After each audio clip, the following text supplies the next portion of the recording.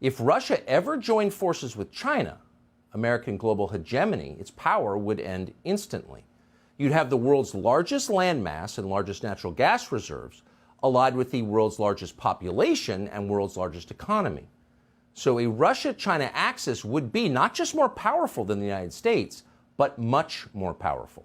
It would have the scale to control a lot of the world's economy and trade routes and raw materials.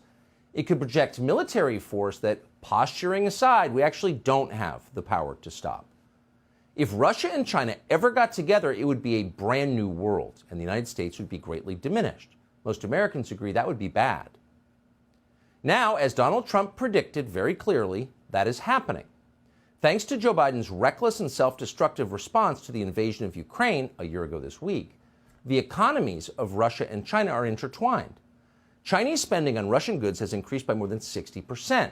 China now imports more coal from Russia than it has in the last 5 years. Chinese shipments to Russia, meanwhile, are up by nearly 30%.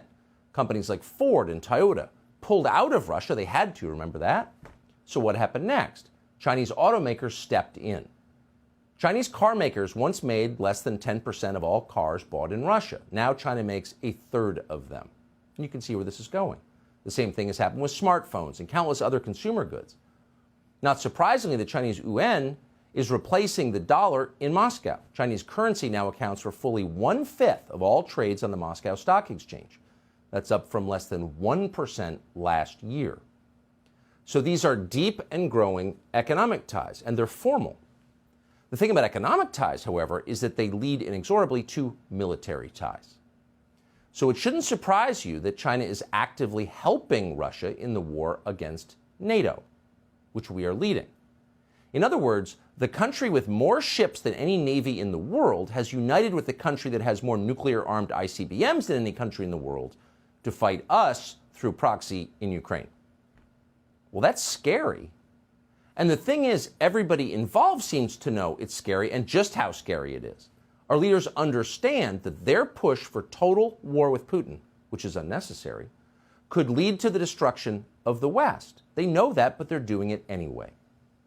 In an interview with a German newspaper today, the Ukrainian President Zelensky casually mentioned that, oh, by the way, the entire world may soon go up in flames. Quote, if China aligns itself with Russia, there will be a world war.